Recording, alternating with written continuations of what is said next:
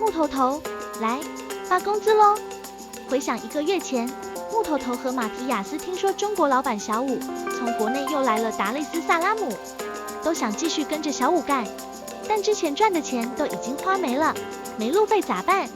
两人当即决定卖掉家里的1头羊，凑齐路费，来达累斯萨拉姆找小武。1个月过去，今天终于到了发工资的日子，看看他们都怎么花，也许会改变你对非洲人的看法。谢谢，谢谢，非洲保镖的第一笔工资。木头头和马提亚斯高兴地接过工资，1个月的辛苦付出终于有了回报。跟着小武干，他俩的工资是市面同职工资的1.5倍。这倒不是小武多豪气，而是两人值得。木头头和马提亚斯各站一边，开始数起钱来。木头头左手死拽着1摞钱，右手一张张地数着，生怕风大吹走了他的钱。马提亚斯边数边整理，10张1摞，1摞里抽出1张，包上剩余9张，依次放好。好奇怪，这个数钱的动作是怎样做到全球统一的？以前中国人也是这样数钱的。买部手机，剩下的打给我妈妈，寄给家里，孩子上学要交学费。小武八卦地打听着2个领到工资后的计划，没想到听到如此暖心的话。比起很多出门在外赚钱、自顾自嗨的非洲男人，木头头和马提亚斯算是极品顾家好男人了吧？走，买手机去。数好钱后，木头头和马提亚斯就带着小武出了门，先去买手机，再去存钱。老规矩，打个蹦蹦不走路。3人一路抖抖抖地来到 vivo 手机大卖场。这大卖场可不是国内的豪华5层大商场，而是一排排低矮的临街小店，店面陈设和中国城中村里的手机店差不多。这家店的手机多数还是老款的按键手机，也有小部分智能手机。马提亚斯让店员拿出了一款智能手机，全屏带4个摄像头，国际大厂产品，一看就高大上。小武使坏撺掇木头头就买这款，30多万当地币，折合人民币1000多块钱。马提亚斯一听小武在使坏，生怕木头头上当，一把就扯过手机还给了店员，当真是会过日子。知道赚钱不容易，买智能手机实在不是他们现在这收入水平该干的事。最后木头头挑中一款5万当地币，折合人民币150来块钱的按键手机。买完手机，3人又来到当地银行，马提亚斯来给媳妇打钱。媳妇生活在马赛部落，钱打回去，媳妇存着，留给孩子上学。马赛族人的民风非常淳朴，夫妻相爱，一家和睦。和很多非洲人的性格都不一样，外界对于非洲人的印象不好，那是因为见了太多不负责任的非洲人，不顾家，只顾自己，自私自利。这和马赛人一比，真是天壤之别。这存钱和国内完全不一样，国内的银行哪怕再偏僻，也是像模像样的一间大铺面，现金交易柜台安装着厚厚的防弹玻璃，而这里存钱的地方更像是一家小商店，隔断是用单薄铝合金做了格子，极不结实也缺乏安全，里面杂乱破旧，知道的是来存钱的，不知道的还以为这只是家小商店。毕竟店里墙上货架里还摆放着零散的食物和饮料。马提亚斯把钱递给格子里面的工作人员，工作人员把钱存到马提亚斯的手机卡里，马提亚斯再通过手机卡直接转给他媳妇。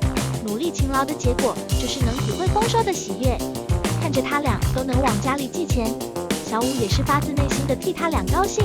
买个新轮胎做鞋，存完了钱，3人先去买了4斤牛肉，花了40。中午计划来顿牛肉面，再去买个新轮胎，打算回去做轮胎鞋。下午计划出门抓生蚝。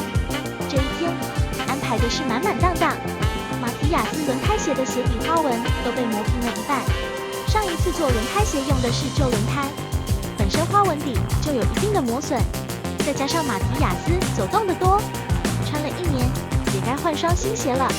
趁着出门，小武决定去买个新轮胎，这样做的鞋更耐穿。新轮胎在修2手摩托车的地方就可以买到。勤俭节省的木头头和马提亚斯挑中了个半新的小轮胎，买新轮胎做鞋，他俩舍不得，都想替小五省钱，就挑了个二手轮胎，但小五坚决不同意。最后3人挑了一个差不多做3双鞋的新轮胎，结账付款回家去。拿着新轮胎，木头头就迫不及待地拆开了面上的保护层，果然还是小孩心性。光天化日之下，木头头这个年方20的马赛勇士，竟然当街滚着轮胎玩着回家。这要是给他根铁丝，说不定他还能做个钩，玩一圈滚铁环呢。马提亚斯也等不及了，一回到家就去拿出磨刀石，抽出刀子，先卖力地把刀磨锋利了来。刀子不快，是划不动轮胎的，一会就有新鞋穿。这会磨刀，马提亚斯都是手下生风，干得起劲。木头头先用刀子把轮胎外缘那层软胶割下来，沿着边缘的痕迹慢慢割下去，有了参考线，也不担心割偏，割下来的染层一点不浪费，一会可以做鞋的配饰。木头头割这轮胎边早就刻出了经验，斜着朝外割，穿着才不眨脚。要不，轮胎胶里的钢丝磨脚，就算做好了也是没法穿的。割完了边缘，两人开始按着各自脚的尺寸去把轮胎切割成一小段一小段的。轮胎原来的弧度正好把两人的脚包裹起来，舒适度简直可以凭五星。一人一双，剩下的轮胎正好给小五也来一双。量好长度后，木头头就拿着小五的轮胎模子修了又修，力求完美。半成品的鞋就像一艘小船，中间低腰，两头翘起，在血得满地碎茶后，小五拿到了他的半成品轮胎鞋。没想到搞笑的一幕发生了，小五那胖脚塞不进去，这段轮胎算是废了。接下来就是给人字拖轮胎鞋打眼。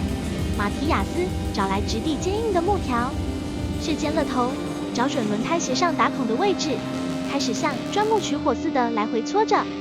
小硬木条还真把轮胎给扎出一个洞来。两个各自忙活着自己的鞋。马提亚斯拿出私藏鞋带，木头头用之前削下来的软条做鞋带，按自己脚的实际尺寸来回调整鞋带到合适长度，打个结，套上装饰品，完工。穿上新鞋的马提亚斯忍不住来回蹦跶，木头头的反应好让人意外。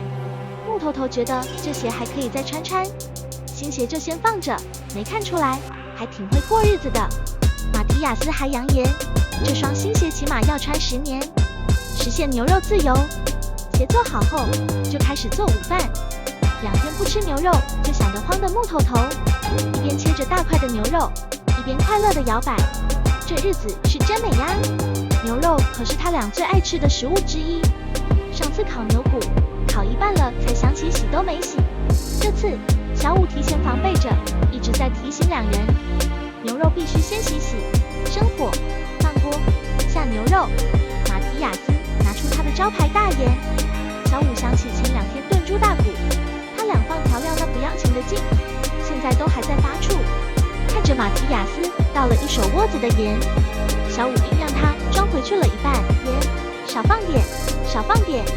加水开炖，牛肉炖好后，就着牛肉汤，两人下了一锅的面条。中国的牛肉面是面为主打，牛肉是搭配。今天木头头这一锅牛肉面反了过来，牛肉是主打，面成了搭配。看着盛出来的一大盘子牛肉，木头头忍不住的用手直接抓去。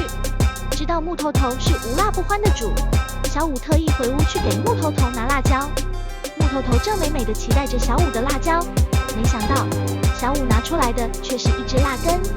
这可不是他的一生所爱，来不及摆手，小五已经将蜡根挤到木头头的牛肉上。木头头盛情难却，只好捏着鼻子吃了下去。旁边看戏的马提亚斯自然也跑不掉，看着小五朝他的牛肉上挤蜡根，马提亚斯只好礼貌又不失尴尬的笑了笑。最后马提亚斯还是接受了小五爱的馈赠，没有意外，马提亚斯也捏上了鼻子。小五亲自上阵，给两人表演他有多爱蜡根。马提亚斯就像看怪物一样把小五看着。马提亚斯理解不了，这么难吃的东西，小五是怎么吃下去的？那表情万分嫌弃。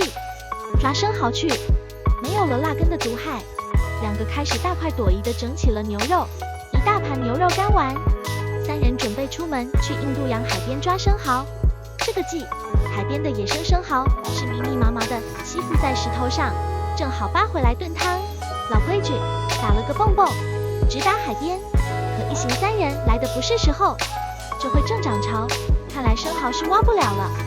出都出来了，木头头就想带着小五去找硬木棍。前段时间给老板小五画的大饼，说他回路不后，给小五做一根和他一样的木棍子。这会海边的树林里可能有这种木棍，木头头打算提前实现诺言。一涨潮，原来的沙滩不断被水覆盖，已经没有路可以前行。海边能走的路，三人又不能去，那是别人的私人领地，乱闯容易被屠屠。在一片乱世中穿行，三人总算是走上了正道。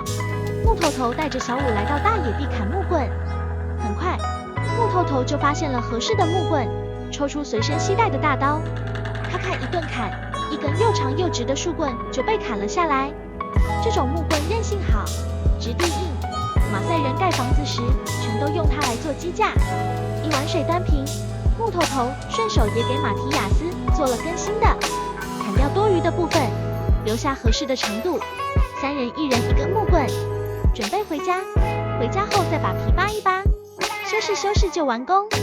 走出来的时候，小五意外发现树林里有一棵猴面包树，这在非洲可是救命之树。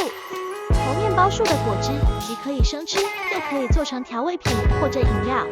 榨出的油是品质极高的食用油。树皮可以做成绳子或者粗布，也可以用来造纸。把树干掏空，用来储藏食物。食物放很长时间都不会腐烂，是个天然的冰箱。三个沿着海岸线一直走，结果很不幸迷路了。现在处于涨潮期，无法原路返回。三人只好在这片大野地里沿小道走，看能不能找到出路。一行三人，大概只有小五在担心怎么出去。从小就生活在灌木丛里的木头头和马提亚斯，压根没把迷路当回事。木头头边走边修饰给小五的木棍，马提亚斯则跑到另一边，拉着一根树就冲着小五傻乐，做出前后摇晃树的动作。马提亚斯，你太调皮了。原来马提亚斯在告诉小五，这树的树皮拿回去泡水，男人喝了可以变得更强壮。走了好长一段小路，总算发现了人家，回家有望了。新鞋做了，面配牛肉吃了，生蚝去挖了，虽然没挖上，但把饼给老板消化了，还让马提亚斯发现了让男人变得更强壮的树。收获颇丰，结语：生活压力大，成年生活不易，但停下脚步，细细品味生活，或是抬头看看天，也许就有不一样的境遇和心情。